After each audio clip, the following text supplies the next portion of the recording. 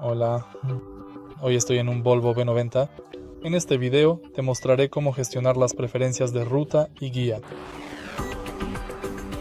Al principio, observa la pantalla y desliza hacia abajo. Ve a configuración y ahora entra en navegación.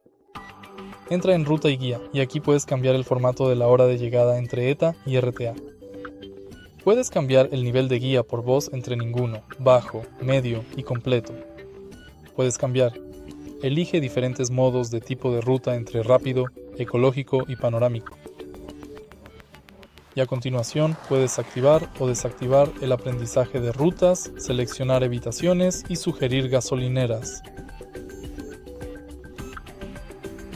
Si te ha resultado útil el video, por favor deja un like, comenta y suscríbete.